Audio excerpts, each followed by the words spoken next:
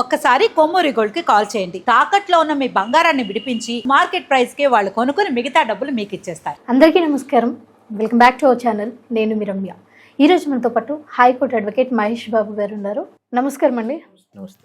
So బండి Bhagiratha issue ఏదైతే నడుస్తుందో, సో ఈ ఇష్యూ మీద చాలా మంది రాజకీయ నాయకులు కావచ్చు చాలా ఫాస్ట్గా స్పందించారు.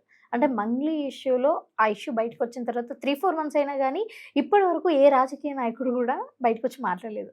కానీ ఇప్పుడు కేటీఆర్ కావచ్చు, లేకపోతే కవిత కావచ్చు, బయటకు వచ్చి ఇప్పుడు బండి సంజయ్ని ఆ పోస్ట్ నుంచి తొలగించాలి, లేకపోతే విచారణ సవ్యంగా సాగదు అన్నట్టుగా మాట్లాడుతున్నారు.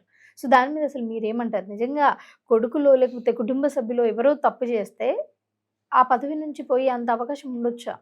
తప్పు చేస్తే అనటం కన్నా కూడా తప్పు చేశారు అని చెప్పడం అనేది బెటర్. ఇంకా తప్పు చేశారని ఎవరు కూడా నిర్ధారించలేదు. So until convicting by the court no one will be termed as an accused. అంటే క్రిమినల్ అని అనడానికి అయితే లేదు అవకాశం. ఇప్పుడు పొలిటీషియన్స్కి వస్తే they are always waiting for a time. ఒక ఆపోజిట్ ఎవరైతే అపోనెంట్ పొలిటీషియన్స్ ఉంటారో వాళ్ళు ఎంతసేపు కూడా రూలింగ్ కానీ లేకపోతే ఒక మంచి పోస్ట్లో ఉన్న యూనియన్ మినిస్టర్ అవ్వచ్చు, ఎమ్మెల్యే అవ్వచ్చు, ఎంపీ అవ్వచ్చు, ఎవరైనా కూడా ఇఫ్ ఇన్ కేస్ ఏదైనా కనుక సొసైటీలో ఒక చిన్న మిస్టేక్ ఫ్రమ్ దేర్ ఫ్యామిలీ కనిపించింది అంటే దాన్ని సోషల్ మీడియాలో కొంచెం ఎక్కువ ప్రోపగండా చేయడానికి కానీ వాళ్ళని డిఫేమ్ చేయడానికి కానీ చాలా ట్రై చేస్తూ ఉంటారు. అది ఎందుకు అంటే పొలిటికల్గా ఇష్యూని డైవర్ట్ చేయడానికి.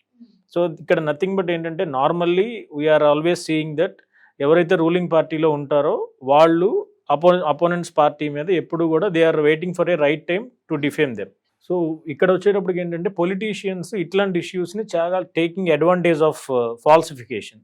అంటే ఇంకా భగీరథ విషయంలో కూడా కోర్టు ఏమీ డిసైడ్ చేయలేదు. ఒక ఎలిగేషన్, ఇది only just N allegation.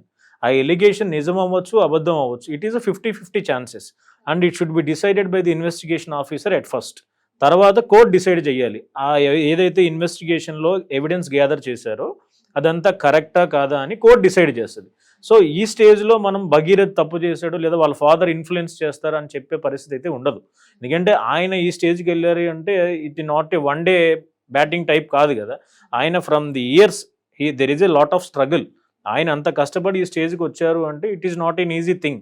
At the same time one person is belongs to a party అయినప్పుడు హీఈస్ హ్యావింగ్ సమ్ ఇన్ఫ్లుయెన్స్ అనుకుంటే కనుక ఈయన ఓపెన్గా చెప్పారు, నా కొడుకు తప్పు చేస్తుంటే let them follow the procedure అన్నారు. Already the procedure is following. ఏం చేస్తారు పోలీసులు? ఇంతకన్నా అరెస్ట్ చేయాలి అంటే అబ్స్కాండింగ్ అన్న మాట అనేది లేదు ఇక్కడ. సో ఇప్పుడు ఎలిగేషన్స్ పెట్టినప్పుడు ఏదైనా ఒక అక్యూజ్డ్ అతను భయంతో ఎక్కడైనా ఉండొచ్చు, లేదా ఇట్లాంటి ఎలిగేషన్స్ నా మీద రావడం ఏంటి, సో అది whether it is true or false అనేది ఈ స్టేజ్లో ఎవరు చెప్పలేరు.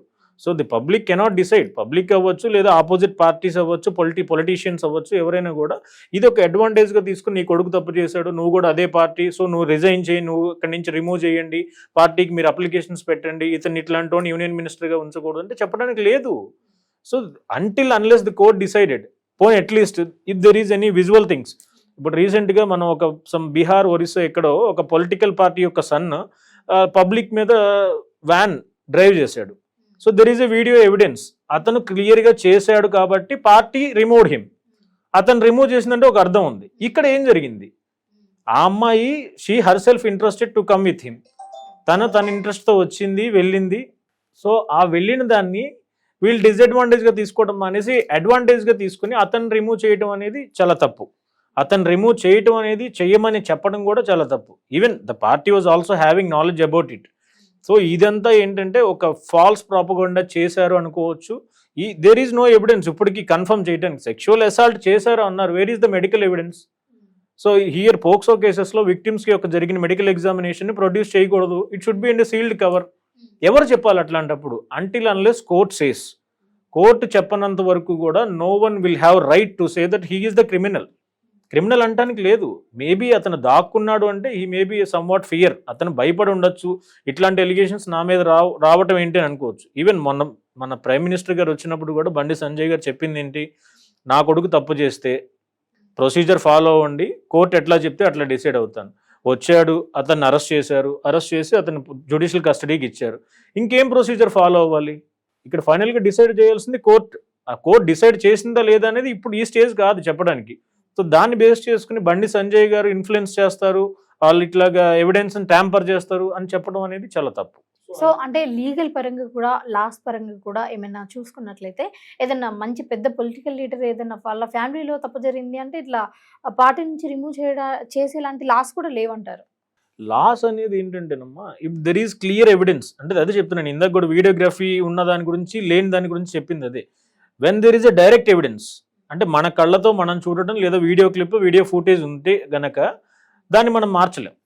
So here there is no such things. ఇది ఏంటంటే ఫార్మల్ ఎలిగేషన్, బట్ ఎలిగేషన్కే ఇంత కాంప్లెక్సిటీ వచ్చింది అంటే it is under POCSO act. POCSO యాక్ట్లో ఒక వేగ్ ఎలిగేషన్ పెట్టినా సరే he should be arrested. So దాంట్లో ఎవరు ఏం చేయలేరు, యాక్ట్ అట్లాంటిది కాబట్టి ఆ సెక్షన్ ఇంక్లూడ్ చేయాలి. ఇందులో కూడా మనం ఫస్ట్లో చూస్తే ఇనీషియల్గా రిజిస్టర్ చేసిన ఎఫ్ఐఆర్లో ఆ సెక్షన్ లేదు.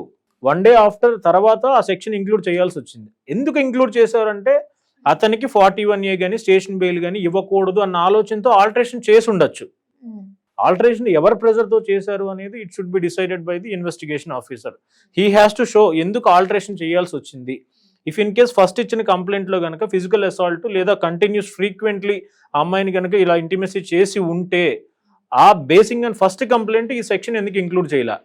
ఇవన్నీ కూడా ఏంటంటే వేగ్ ఎలిగేషన్స్. ఆటోమేటిక్గా సెకండ్ టైం ఏదైతే ఆల్టరేషన్ మెమోతో యాడ్ చేసిన సెక్షన్ ఉంటుందో ఆ సెక్షన్లో more than 7 years ఉన్నా సరే కోర్ట్ విల్ ఆటోమేటికల్లీ ఎక్విట్ హిమ్. ఇవన్నీ ఏంటంటే లోకోనస్, వాళ్ళకి తెలియదు ఇవన్నీ. జస్ట్ బేసింగ్ అండ్ ఎలిగేషన్స్ వాళ్ళు పెట్టుకుని ఆపోజిట్ పార్టీస్ అందరూ కూడా వాళ్ళని రిమూవ్ చేయండి, వాళ్ళని అది చేయండి, ఇది అంటే it's not at all correct on my part. Okay అండి, థ్యాంక్ యూ సో మచ్.